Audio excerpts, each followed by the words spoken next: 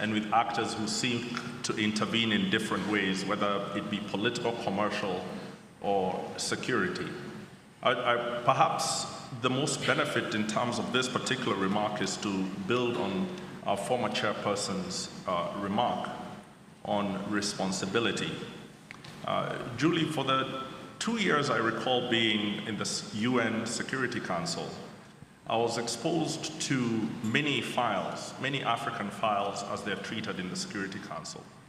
And what I discovered is that to be free and to be secure is extremely demanding. As a government and as the leaders of governments, you need to have extreme levels of attentiveness, strategic thinking, and a complete rejection of domination of your mind and your intentions. And you have to do that not once in a while, you have to do that every single day. The sheer pressure to be competent and to be independent is overwhelming. And that is why the most necessary measures we need to take in the next coming years is to essentially begin to reshape the incentives of leadership and to raise a new generation of African leaders who are ready to stand in the pressure room. Because to lead your country in Africa towards security and towards prosperity requires special qualities that few single people have. It is usually groups of people. And how to produce them, how to motivate them, how to incentivize them, how to identify them and develop them is the most pressing challenge that we have today. Wow, that's incredibly powerful. And I'm going to just repeat that, a new generation of African leaders who are ready to stand in the pressure room. And experts, enough experts to put the attention on the issues, on the documents, on the positions, on the scenario building, on the collaboration and the alignment that needs to take place. So like an army of young people who are capable from the continent of doing this at country level, at regional level, and then I guess at global level. Very, very interesting. Victor. But perhaps yes. to, sorry, I don't want to hang my hat on expertise. Okay. There's plenty of expertise to go around. But a lot of it is performative expertise. We need expertise that is rooted in political will, and political will that is rooted in political incentives. And this requires simply a revolution in leadership, and then the expertise will follow, and it'll flow naturally. Before I leave you on that, you talk about the incentives. What do these incentives look like? If we talk about action-oriented solutions, give us an inkling of what these might look like. Well, the African state was never built to succeed.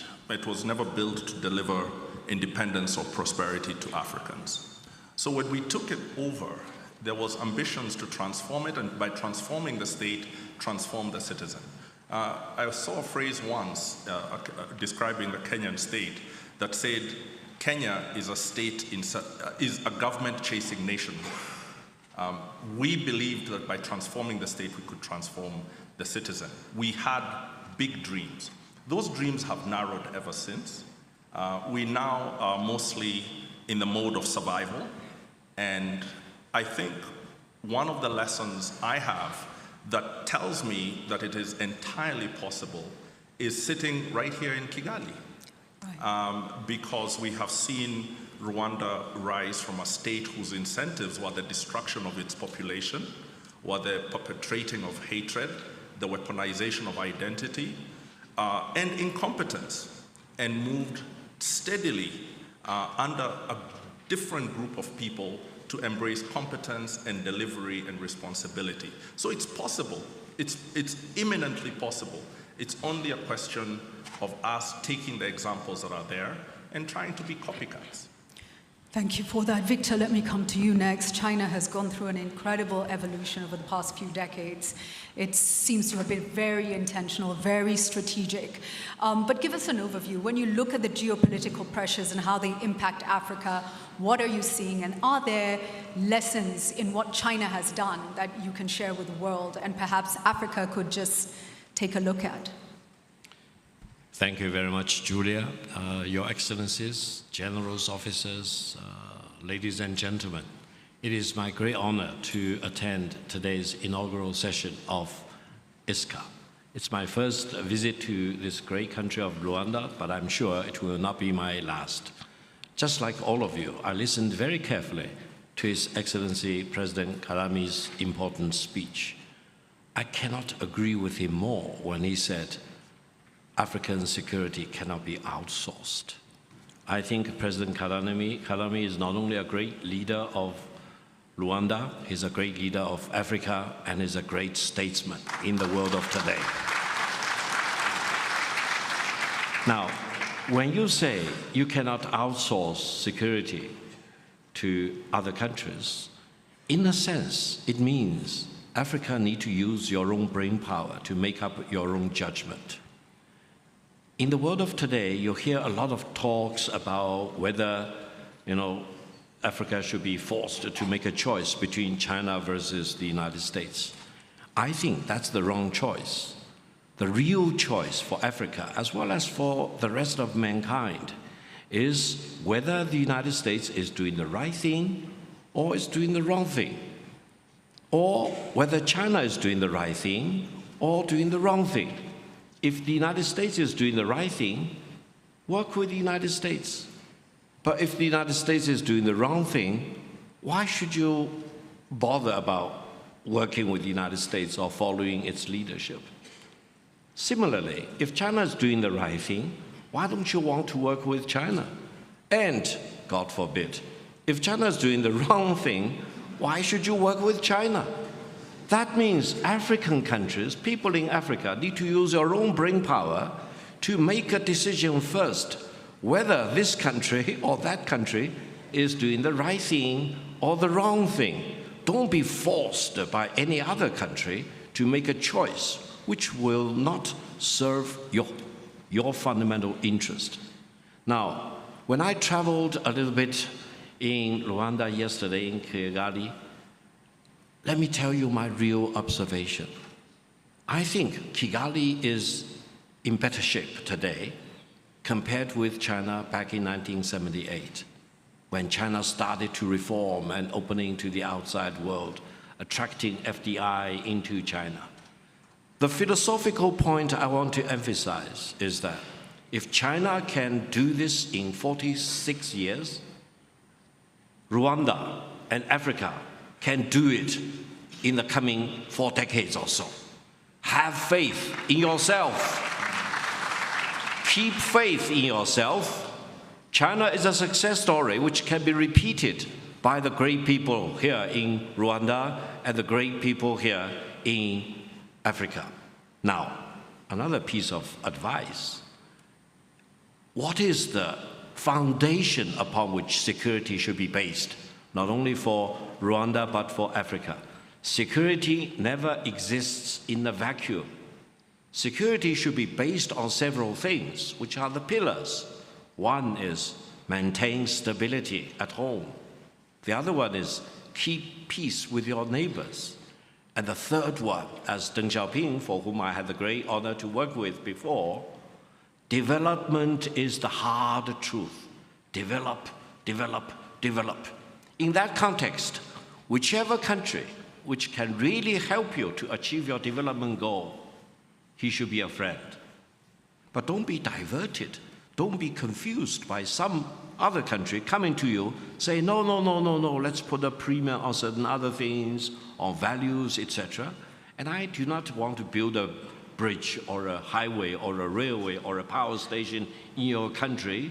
But if those countries which build these infrastructure projects in your country, they are not really meant good for you. No, that's not the truth. Decide with yourself, use your own judgment as to which countries are really helping you to beef up infrastructure connectivity, your manufacturing capabilities, and in the African context in itself, power generation. You need power, you need to generate power. I understand, even in this great country of Rwanda, you may not have sufficient amount of power. Focus on that, get that done. That will provide a much better context whereby security for Rwanda, security for Africa as a continent will be better reinforced. Thank you. Wow. Excellent. Very, very practical, pragmatic. I love the, stability at home, peace with your neighbor, develop, develop, develop. It feels though a lot of the world is moving away from that, and there's a real interest-based, almost bullying, temperament coming into diplomacy, right? But we'll come back to that. And Mark, first, let me come to you for your thoughts.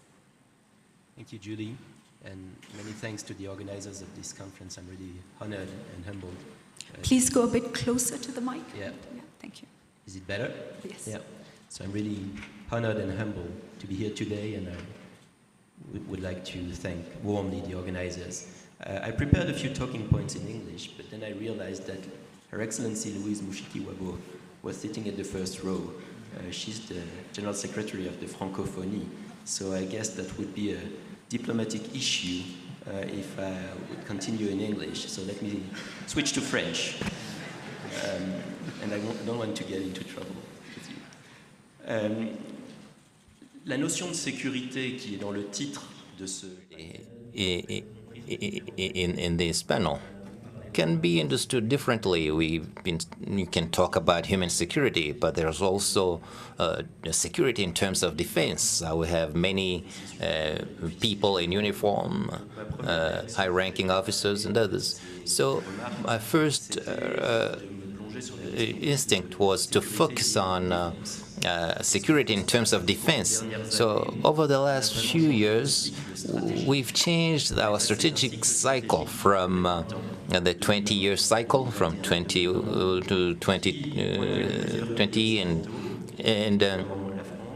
in countries like France, we were focused on anti-terrorism and together with the United States. So it was visible in our doctrines and strategies with the national security strategy in the United States and in France, with the national strategy review in France. So this is related to the terrorist threat. So Africa had a place, a very important place, because terrorism was developing in Africa visibly.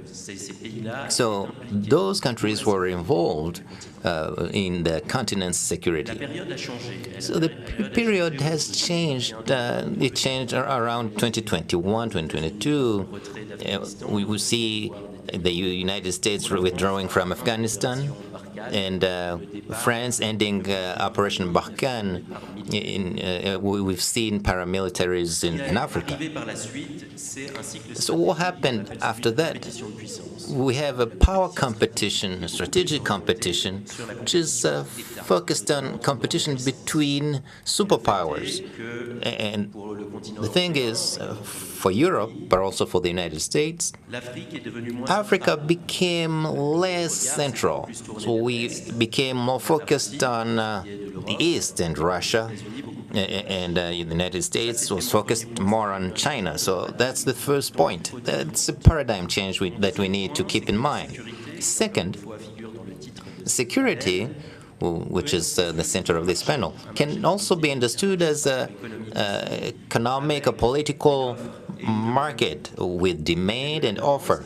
So with demand, it was explained clearly. It's not about outsourcing security.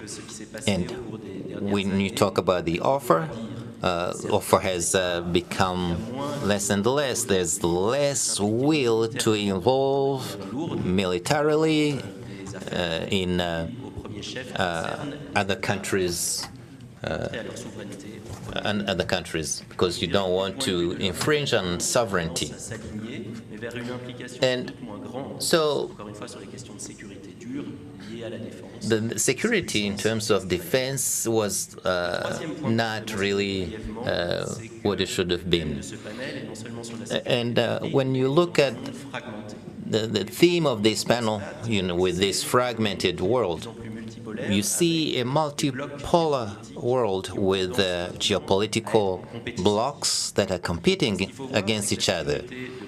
And Africa's security is also related to security of other parts of the world. You see, those conflicts outside of Africa have an impact on Africa. It's the case with Ukraine.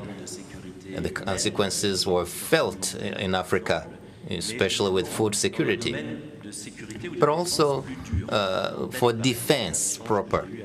I've had a conversation with an African minister in West Africa after the invasion of Russia. So it became difficult for them to have essential military capacity to fight jihadists, because focus was more on aid to Ukraine, aid by the Western countries. The last point I wanted to emphasize is that this era of geopolitical competition can be a trap for many countries. So we need to avoid being trapped within an external influence to another. We need to diversify partnerships instead of being exclusive. Thank you.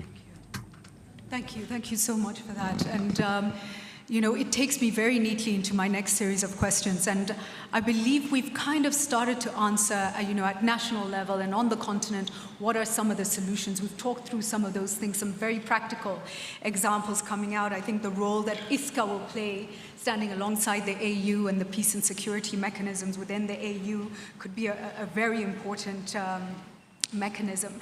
But let's talk about our multilateral systems. And I want to use some examples. Yeah? When the attack happened in Libya and Gaddafi was being taken down, a number of African presidents said, wait, hold. We will fly into Libya and we can have some kind of diplomatic conversations. The feedback from external actors to them was, if you fly into Libyan airspace, we cannot guarantee your security. I want you to think about that for a minute, that heads of state of the African continent were told this on our continent. And ladies and gentlemen, what is Libya today? What is Libya today? And it happened on our watch. It happened on our watch. Ladies and gentlemen, Rwanda 1994. Dilly-dallying over the word genocide at the United Nations Security Council saw 1 million people dead in how many days? And who solved the problem? We had to solve the problem. His Excellency and a small force came back in and had to build this country from scratch, ladies and gentlemen. And today we still get lectures and hear lectures about human rights, and there's something wrong. I want to talk about South Africa today. In South Africa today, we are hearing narratives being built around white genocide in South Africa. You are security actors, you understand the import of these narratives and why are they being placed in the international scene? Why is this happening? What could it open up? Gaza today, ladies and gentlemen, where we've seen the brutalization and the massacre of tens of thousands of children. The multilateral systems, I'm going to come to each of you and ask, are they working? Can they hold? And if they cannot hold, and Africa has never been given an adequate seat at the table, Martin, you can talk about that, perhaps I'm wrong, you can correct me. But where does Africa stand? 54 nations? A strong continent, resource-rich, fastest-growing continent in the world. Where do we deserve to sit? Your Excellency, let me come to you on this. Multilateral systems and how do we maneuver this very serious reality, please? Écoutez, le multilatéralisme actuel est un multilatéralisme de puissance. Et cela se justifie parce qu'il a résulté de la Seconde Guerre mondiale. Multilateralism that you're talking about is a multilateralism of superpowers that emerges from the end of the Second World War. And this has forged the world as it is today. Regarding Africa, let me come back to what President Kagame said this morning.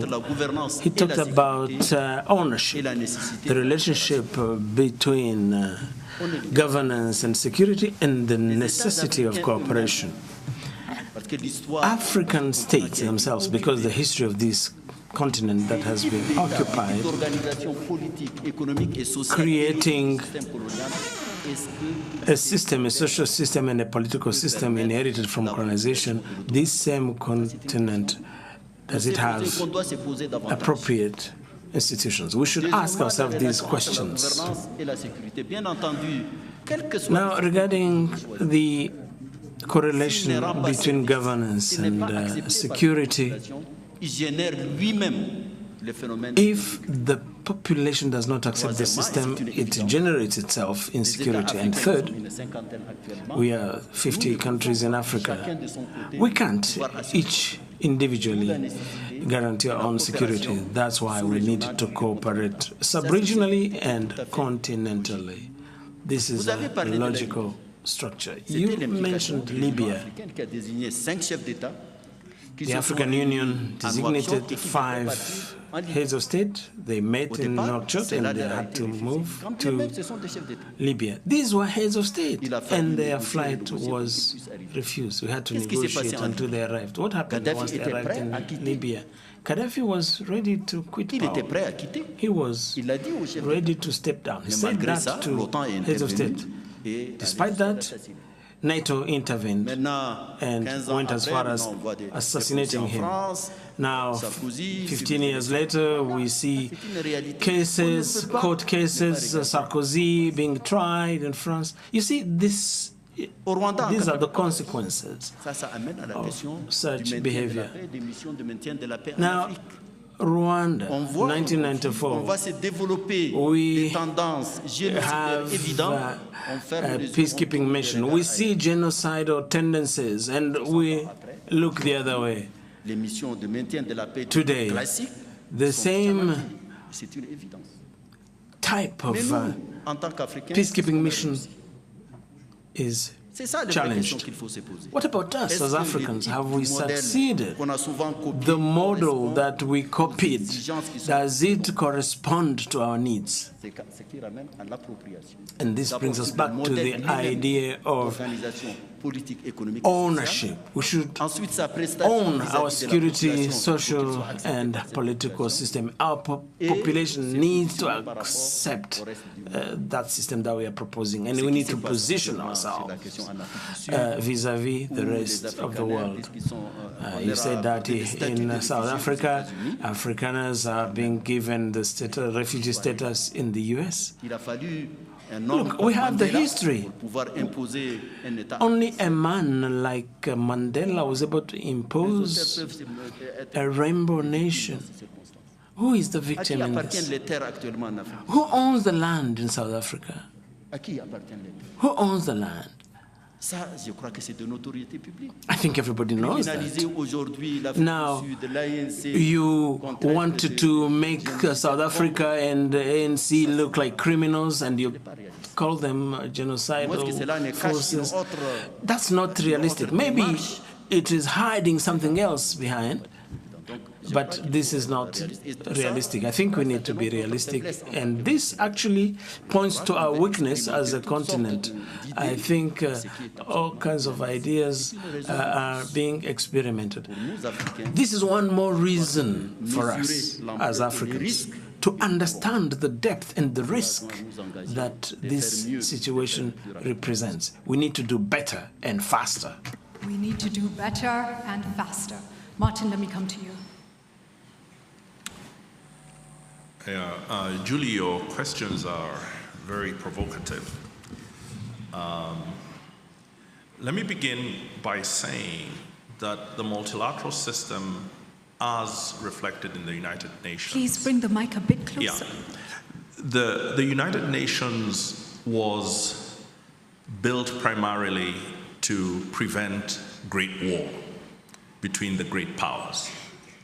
That's not all it was supposed to do, but this was its primary reason.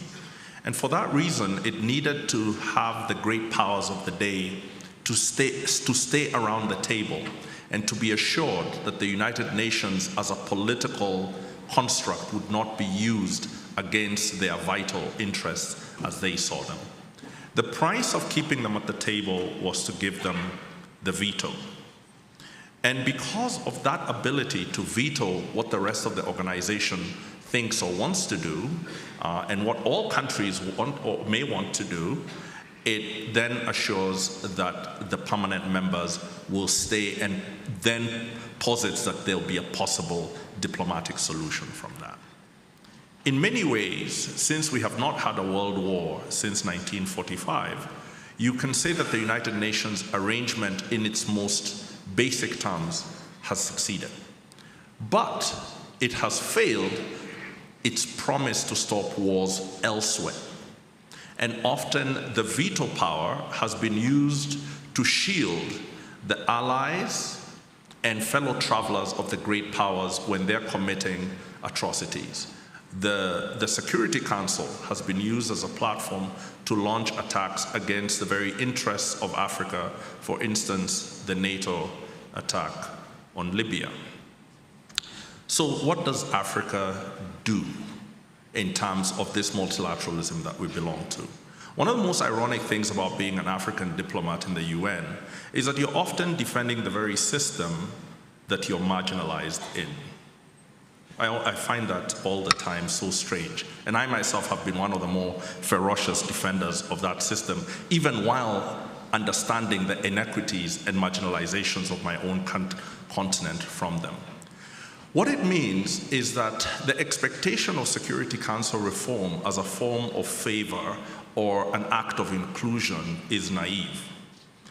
You do not get included in the permanent ranks of the Security Council to be a substantive member who can wield the veto just because. You have to generate your own form of power and independence so that you sit at that table as an equal.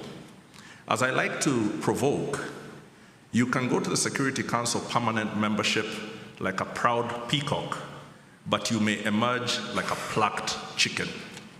Because the Security Council veto and permanent membership is only one dimension of national power that is arrayed against other intelligence, security, economic, and political powers.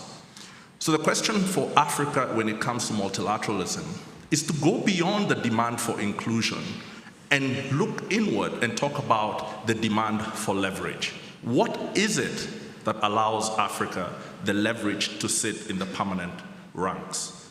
What is it that allows Africa to demand a seat at the table and to get it, not because we've been left out, but because of our leverage?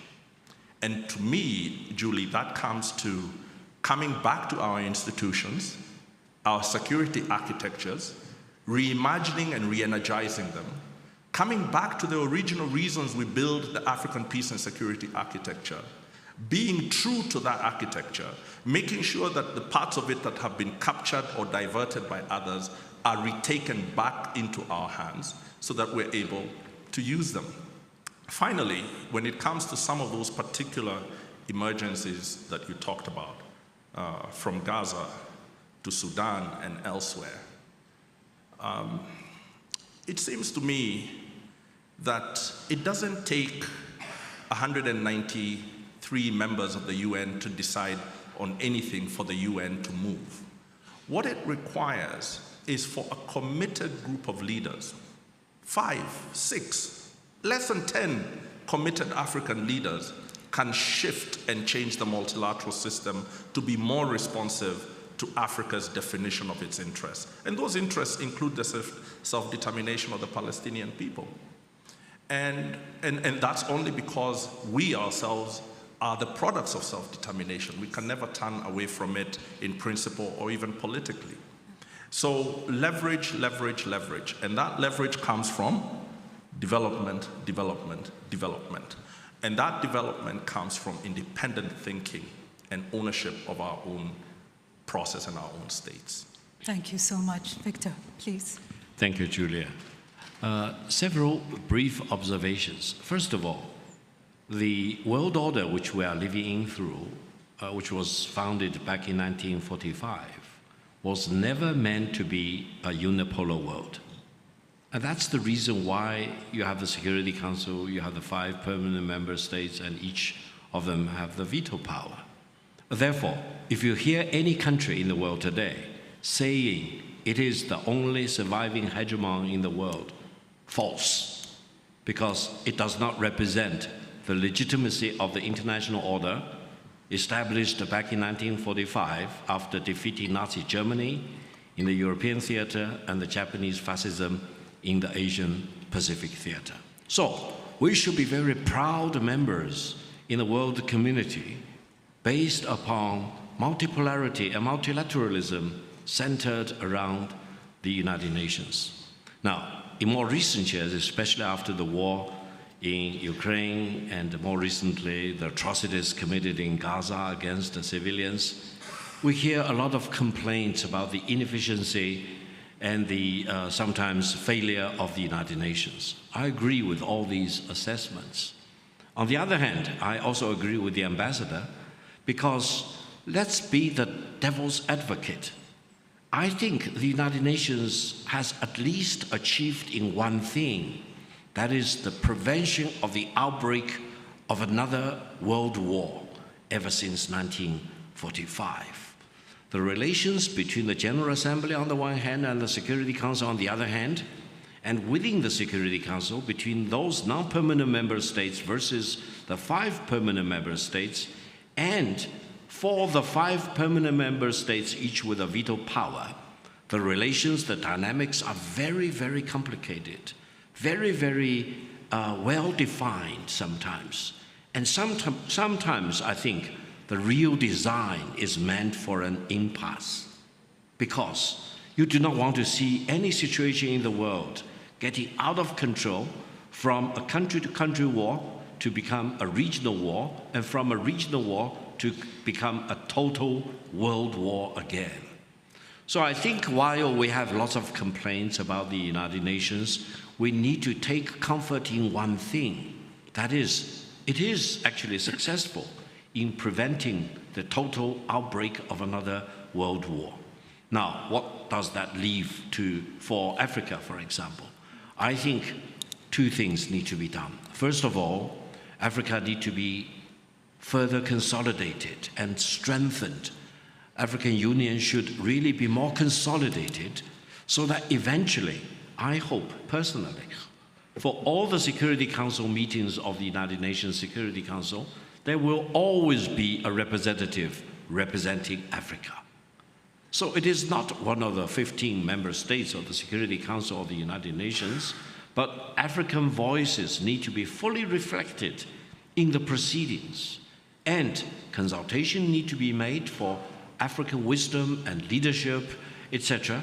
And great leaders in Africa, especially a great leader like President Karami, for example, need to lead Africa and lead the African nation to project the African voices to the United Nations General Assembly on the one hand, and especially in the Security Council. Now, the other thing allow me to mention is that while we always talk about securities on the one hand versus development, but these 2 things are intimately integrated. They cannot be separated. And allow me to warn all of us, we are now already in the middle of this AI revolution, artificial intelligence. I'm very much concerned about the AI divide. And the AI divide will exist between humans.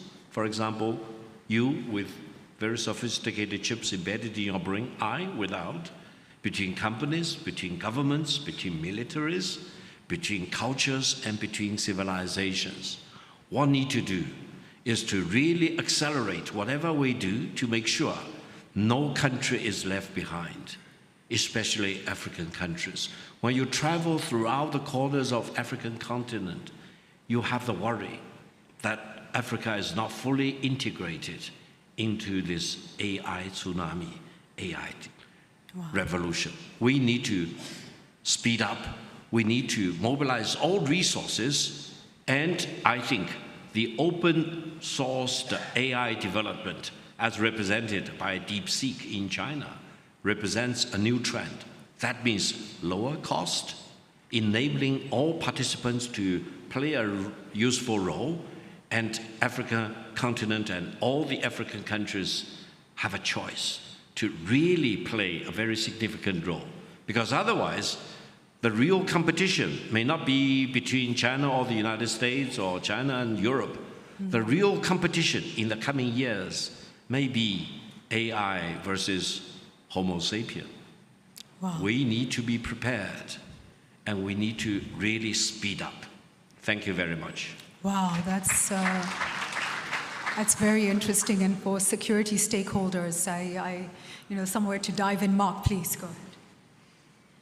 Le multilatéralisme est un grand mot, un grand concept qui a fait rêver. Effectivement, on pense immédiatement au système onusien, né après la Deuxième Guerre mondiale, mais qui immédiatement, quelques années plus tard, a déjà été freiné. After the Second World War, the Cold War dampened the enthusiasm, and this paralyzed the Security Council for a long time. Now, after the Cold War, we believed again in this dream of multilateralism, and we dreamt of Pacific international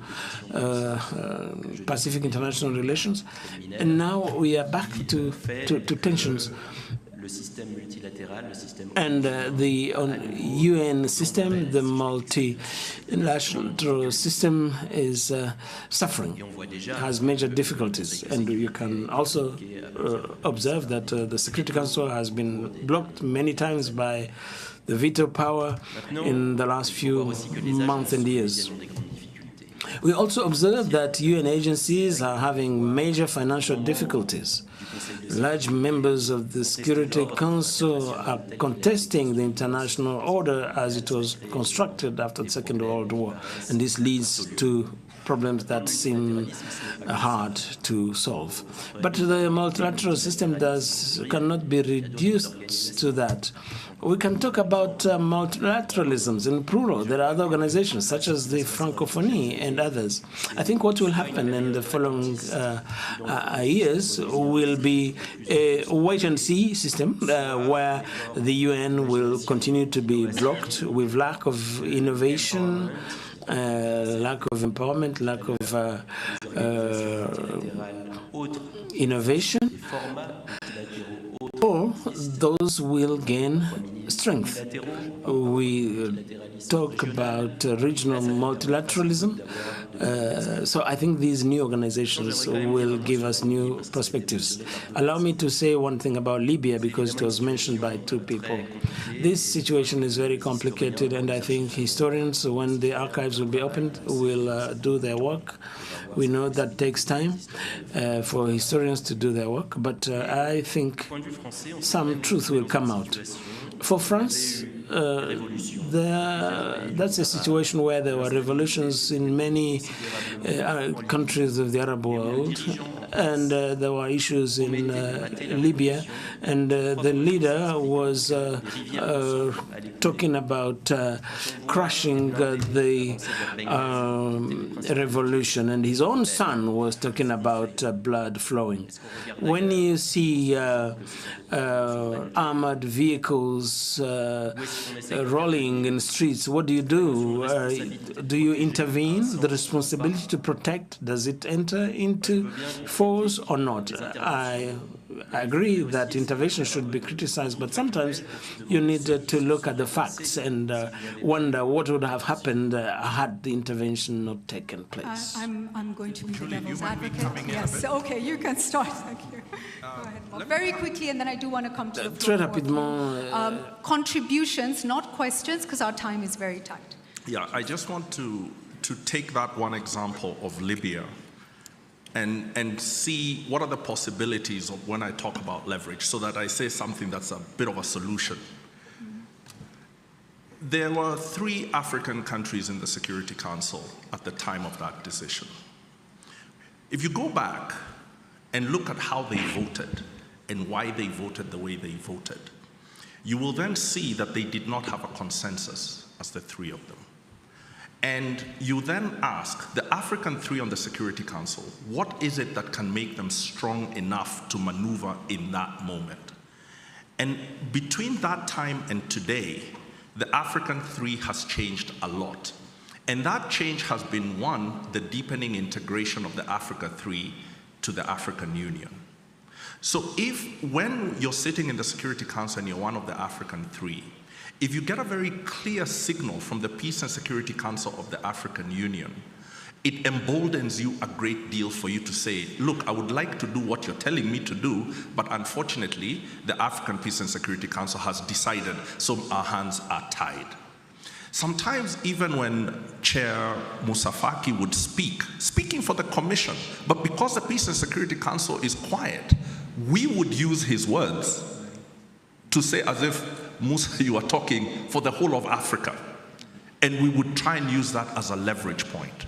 We then had a unity with the CARICOM states, which was called the A3+, when St. Vincent came in and said, on the basis of Pan-Africanism, if the three of African countries agree on any issue, we will automatically vote for them. The difference between 3 members and 4 members in the Security Council is considerable. Now imagine a strong Peace and Security Council of Africa that is independent, that is decisive, that makes clear decisions in a timely way. Then next imagine that Africa has a criteria for the candidates for the African three on the Security Council, not just regional circulation, but you're coming there with capabilities, you're coming there with determination, you're coming there with a track record of pursuing African interests. So if those 3 were put forward by Africa of that nature, who could combine with CARICOM, who can talk on the basis of peace and security decisions, believe me, you will often see China and others in Security Council automatically side with the African three. You may not have a veto in terms of the law of the charter, but many, many times when you have that leverage, you have a de facto veto. So all is not lost. It's just a question of fixing 1 or 2 things decisively, and we can change a lot about how multilateralism works. Thank you. Thank you for injecting the hope. As I come to the floor, just one word on Libya. Please, Sincèrement, 14 ans après l'intervention de l'OTAN en Libye, 14 years after the intervention in Libya, there is no government. 14 years later in Libya, we don't have 5 heads of state who were designated. They went to Tripoli to convince Gaddafi. They went to Benghazi. These are facts. It was possible to stop war in Libya. The Americans acknowledged that later on. The French did, the English did, the British did that. They accepted that it was a monumental error. And what happened?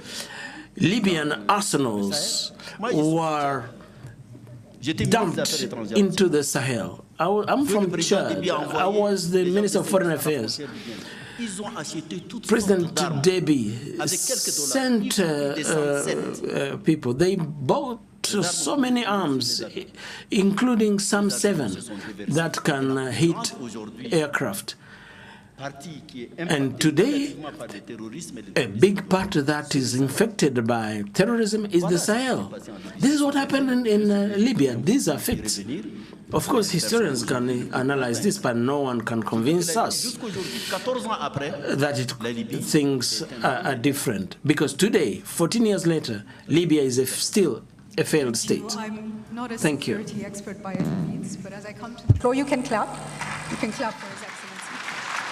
As I come to the floor, as an African, in response to your Libya comments, I just have a few questions. They don't need to be answered, but they need to be asked. Who will write the history? Who will write the history of what happened in Libya? Africa must.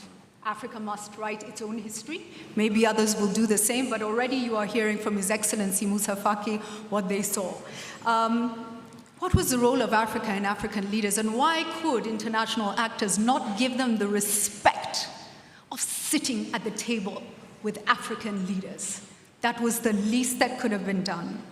You know, what is the standard of living for Libyans today? Is it better today than it was before the attack? Is Libya secure today? Are the neighbors of Libya secure today? And the final question, who earns from Libya's resources? Libya was a wealthy nation, oil producing. Who earns today? Do we know in this room where Libya's money goes? Africa. Africa. We have to ask the questions. We must. Let me please come to the floor. We'll try to take 4 comments, and then I'm going to come to a final question with the panel to look at unity, solidarity for Africa. There are mics on the side, so if you have a question, gentlemen over here, please, you can go that way. There's another gentleman, did I see? Yes, in uniform here at the front. Anyone on this side? I think there's a Senegal delegation who had requested to ask a question as well. The 3 of you can start. Go ahead, sir. Thank you very much for you and your panelists. My name is Khalid Moussa. I'm the Charge d'Affaires of Sudan. It is undisputable fact that the biggest crisis, humanitarian crisis and security crisis in Africa, in Sudan right now, when you have 13 million people displaced, 5 million refugees, and there is a war crime committed in the country. I do appreciate by the government of Sudan what the former Commissioner of Africa, Mr. Moussa Faki, did. Regardless, the crisis in Sudan reflects the institutional weakness of Africa.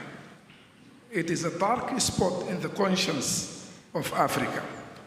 That because for the second consecutive years, it's still going on, Africa doesn't do anything for the Sudanese people when we see the suffering. And when we talk about the owning the resolution for African problem, this is a clear weakness and a spot on the conscience of Africa. The main point I would like to deliver, which will affect all African countries, is about the paramilitary problem in Africa. Right now, RSF in Sudan, using Chinese drones, operated by Colombian mercenaries in Sudan, launching from neighboring countries. And more than that, nobody is talking about that at all. Funded by regional power, and Africa is silent, international community is silent, Sudanese people, they don't have anybody to support on that regard. Where is Africa? Where is international community? And in the panel, only one person mentioned Sudan, where it is the biggest humanitarian crisis in Africa right now. Thank you. Thank you very, very much for those comments. I will bring that back to the panel. There was a gentleman here. Yes, thank you.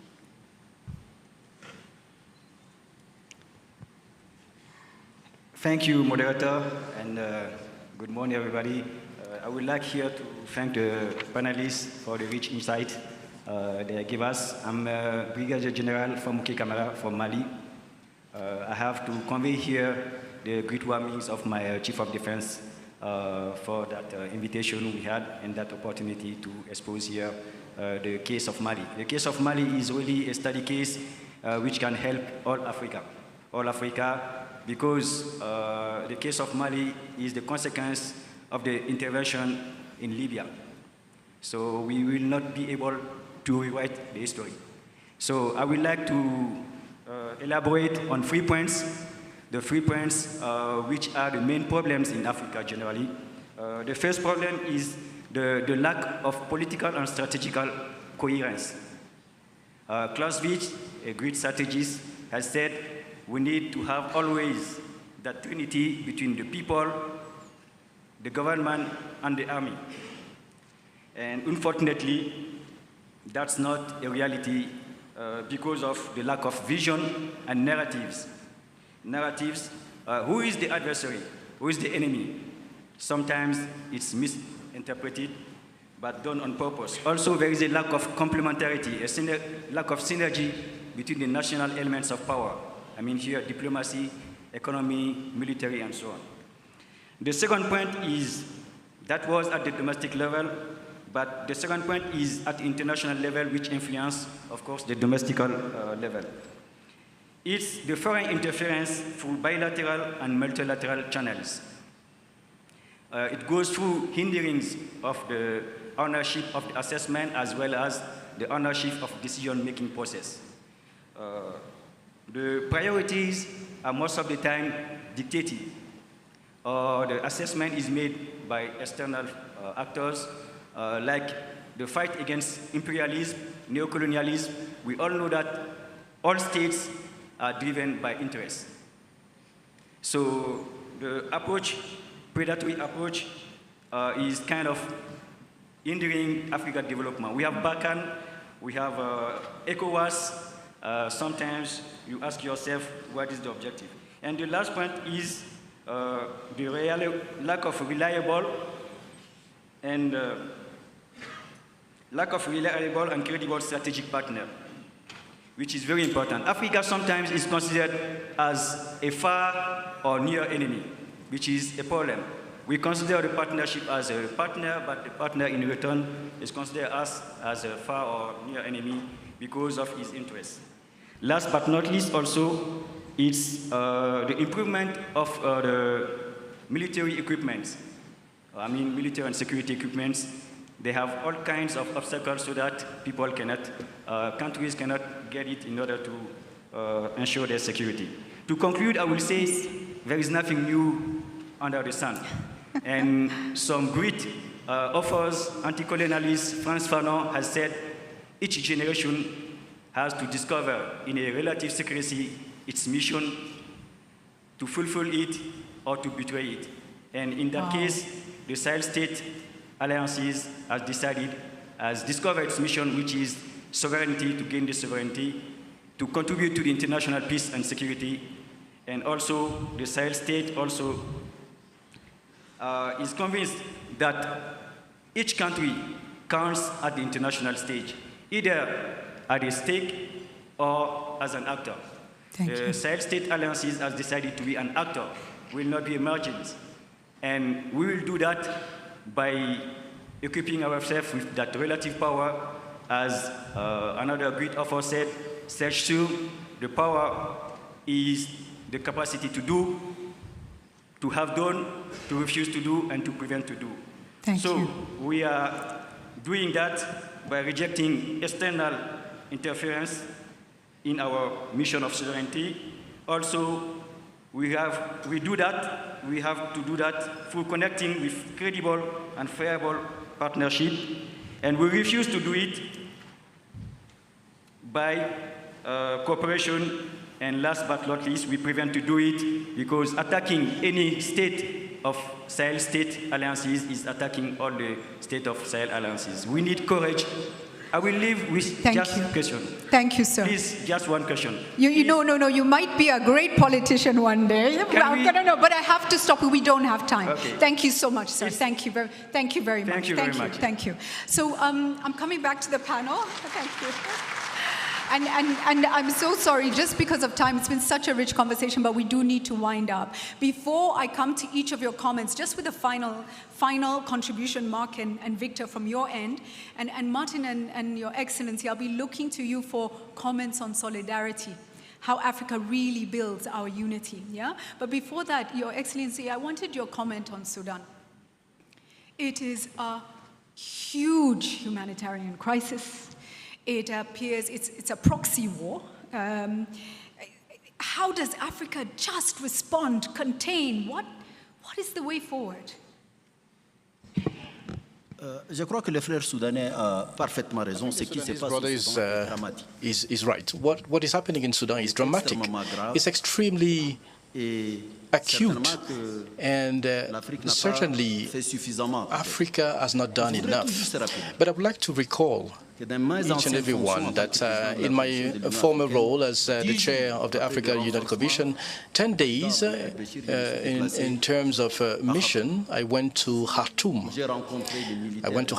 I met the military in all the different sections, including RSF, the political class and the civil society, and we put in place a team that supported different forces, political, social, and military forces, to reach an agreement in August 2019, and they put in place a transition with a civil government which was led by Dr. Hamdallah. In October 2021, military forces, Al-Burhan and their deputy, General El-Meti, they did a coup and removed the civilian government. This led the African Union to suspend Sudan from their activities. And this is what really happened. When war broke out after the suspension of Sudan, I personally went to Khartoum 3 times to discuss, to engage, to discuss with military forces which were at, to see how we can kickstart the transition process. And in April, there was the war that broke out. The president and the vice president. I would like to recall that RSF is a militia, but which was legalized by the Sudanese government as an army force belonging to the Sudanese army, and this is the truth in what happened.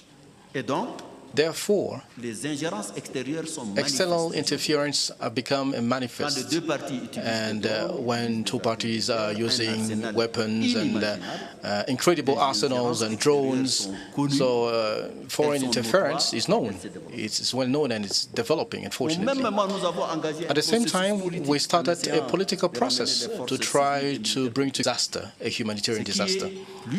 And which is more shocking is that today everybody is aware it is external forces, together with their weapons and ammunition, that are feeding the war, which has taken large proportions, and millions of Sudanese are refugees or displaced. The African Union tried their best.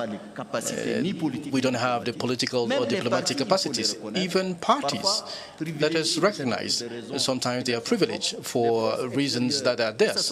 External forces, be it diplomatic or political level, more than regional institutions such as IGAD or Africa Union.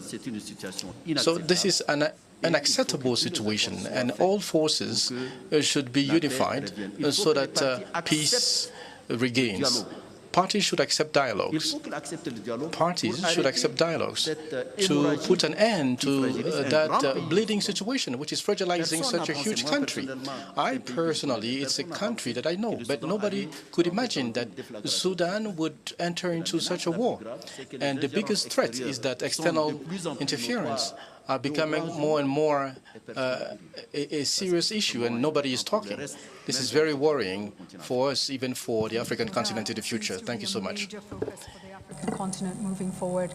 Mark, final comments, please. C'est pas simple de synthétiser, mais j'aimerais dire qu'effectivement, il y a un coût à l'intervention qui peut être très lourd. Il peut aussi avoir un coût très lourd à la non-intervention. Les pays occidentaux ont aussi été pointés du doigt pour n'être pas intervenus. Western countries have been pointed that they didn't intervene in Syria. We know that there was a civil war that led to hundreds of dead people. We need to draw lessons from interventions that have failed, and also the non-intervention that could also be very costly. But it was well explained. There's a willingness to more Africanized security and then to have African solutions to African problems. And I believe that there's no contradiction at that level as far as European countries and Western countries. But we need to understand what needs to be done, and we need to succeed in doing that. And my last word is that this is also a trend. We need to measure internal dynamism. And there are foreign actors that can feed a dynamic, but sometimes instability situations do not always come from outside. It might impede or feed in internal dynamisms, and these are problems that need to be resolved in order to avoid developing instabilities. Thank you for that. Victor, please. Well, I'm saddened by the wars and the sufferings in countries like the Sudan and Mali and quite a few other African countries, which are plagued by not only civil wars but also cross-border wars of all kinds. I hope the African nations and African Union will have enough wisdom to come up with a framework where these wars, civil war or cross-border wars, can be not only timely be monitored, but also effective measures can be proposed so that they can be brought to an end more swiftly, and then it will not be allowed to escalate or spread over to more people, because otherwise the human sufferings in Africa will really take a great toll, and without stability, it is really difficult to expect that development can take great roots in any meaningful way. So security, peace, development are all intricately related to war or conflict, civil war, instability, etc. That's number one. Now, allow me to make a final point. I was in Doha on May the 14th, attending the Arab Strategy Forum, just on the eve of President Trump's state visit to UAE, and I made a proposal, and I want to make the same proposal now on this occasion. I said, Mr. President, President Trump, don't mess with free trade. Free trade is important. Free trade is important for all African countries. Without free trade, you cannot expect to achieve meaningful economic development. And without achieving meaningful economic development, your security will be eroded. It will not be established on solid rock foundations. Again, these things are all related. We need to do our best to promote peace, stability, and development for all African countries. And then this will re-enhance the security dimension for Africa as a whole and for each of the 54 African nations separately. That's my best hope. Thank you so much. I hope you will declare me as an African. Thank you. Thank you so much for that. I think that's a reminder also of the Africa Continental Free Trade Area and our responsibility to really bring that to life. That will be a big part of enabling peace and security on the continent. Martin, please. Yeah, well, I could just answer with one sentence, but I'll increase a bit. Solidarity is for the courageous. You can never have the solidarity of cowards. And so what is the basis of our courage? You know, when you read about revolutions in your history books and when you're in class, they look very tidy. When you read about 1789 in France or 1917 in Russia, it appears very, very simple, almost one thing leads to another. It seems very logical. When you're living through a revolution, it's very confusing. And you don't know exactly what is happening and what's about to happen, because many of the things you've assumed to be permanent turn out to actually be like clouds in the sky. And I think we're in one of those moments. Today, the multipolar world is appearing, not for the first time. The world has mostly been multipolar, but it is reappearing. Many of us are trained to think in a unipolar world since the 1990s, depending on your age. So to think in a multipolar world is not easy. Next, the weaponization of trade and investment is underway. These rivalries are not just rivalries for political primacy or civilizational primacy, even though they are that, but they're also claims for economic supremacy and defense of economic gains that they have. So to me, solidarity for Africa looks like taking the instruments we have and the resources we have to understand that cold water has been poured on our face and that the link between foreign aid and development has been broken. If you haven't broken it in your mind, I encourage you to. Now, it means all we have is what we have. Partnerships can come later.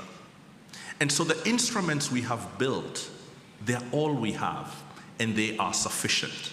For example, the African Free Trade Area, which we think of as trade, and the African Peace Security Architecture, which we think of as peace and security.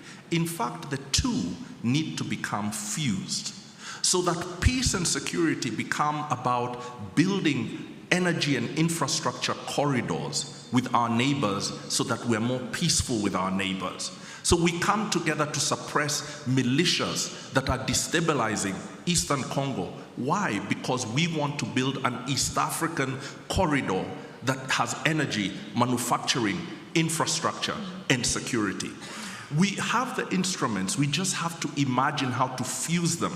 And then we have to find, to come back to my first point, the courageous leaders who give this the breadth and the space that it requires. We have all the instruments. All that's remaining in our mind, or is blocking us, is our imaginations and illusions that the world is coming to rescue Africa. It never was, and it's not now, and it never will. We are the only people who can do it for ourselves. Wow, wow. Thank you. Your Excellency, you have the final word. Thank you very much. I would like to take the last sentence of my brother, the ambassador. I think the first thing is, in terms of challenge, is first of all internal to African countries. We need to take ownership of those problems. We need to take ownership of our future. That's the first step. Internal. Better government of our states and societies, because if we want to have the buy-in from populations, they need to be convinced. They need to be convinced on the types of governance, together with justice, equality, within states. This is what strengthens leaderships, and that gives necessary credibility. Next, intra-African solidarity. When there are Sahel threats in the Sahel, people should not look ahead or look elsewhere. I remember in 2014, I went to Tessalit because Chadian troops were in Tessalit with the United Nations.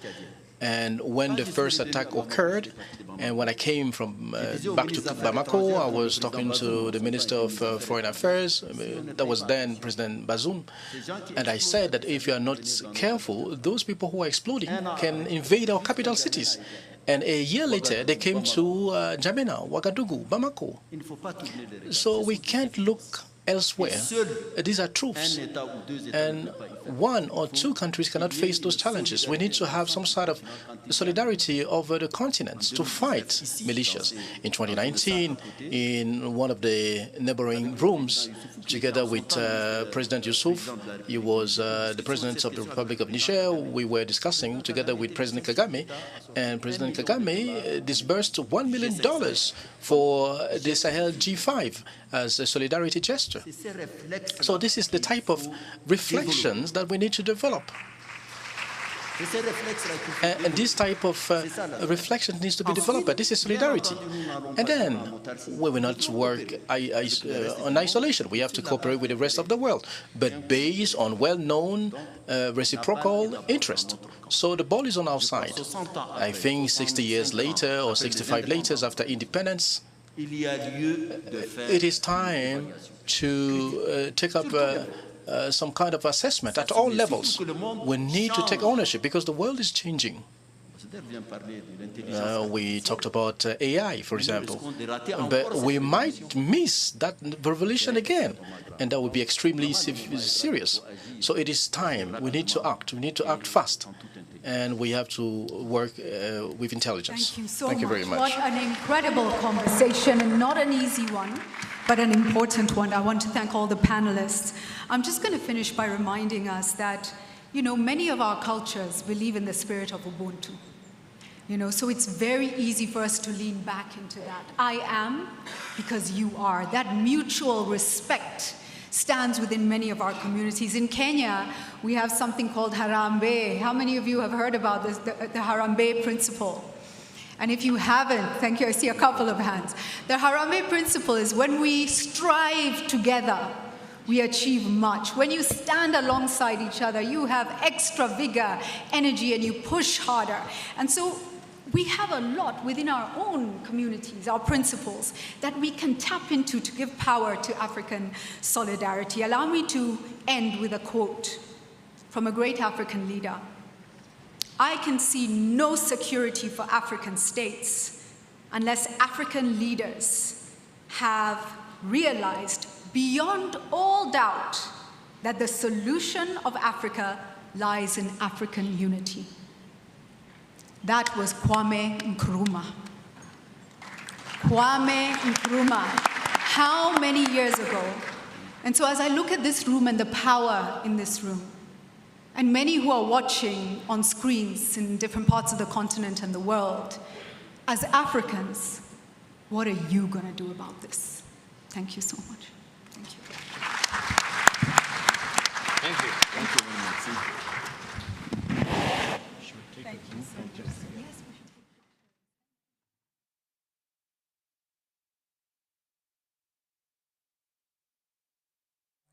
should. Insights. Thank you for the amazing reminders. We'll go through some of the points later on. A big appreciation to Mark Hecker, Deputy Director of IFRI, Victor Gao, VP, Center for China and Globalization, Martin Kimani, President and CEO of the Africa Center in New York City, and the Chairperson of ISCA Advisory Council, His Excellency Musa Faki Mahamat, and of course, the amazing host and moderator, Julie Shiru. Thank you so much. That was incredible. I won't keep you here any longer. I would have loved to share my key takeaways, but I will spare that for later. We're going to have lunch. It will be served in the Ladder restaurant and the Auditorium Club. There are ushers that will guide you to those two different places, the Ladder restaurant and Auditorium Club. Lunch is exactly 1 hour and 7 minutes, 8 minutes. Kindly, let's reconvene at exactly 3. All right, my people? And for that session, we'll have one in the auditorium, another one in MH1, and one in MH4. I mentioned them earlier. If you're interested in countering the growing threats of terrorism in Africa, that conversation will be in MH1. It will feature heads of intelligence services. We'll have a round table in MH4, precision strikes in the digital age, reimagining offensive and defensive capabilities. And then here in the auditorium, strengthening Africa's bargaining power. So after lunch, you don't have to come back here if your session is not happening in this room. See you later. Bon appetit. 3 p.m., please.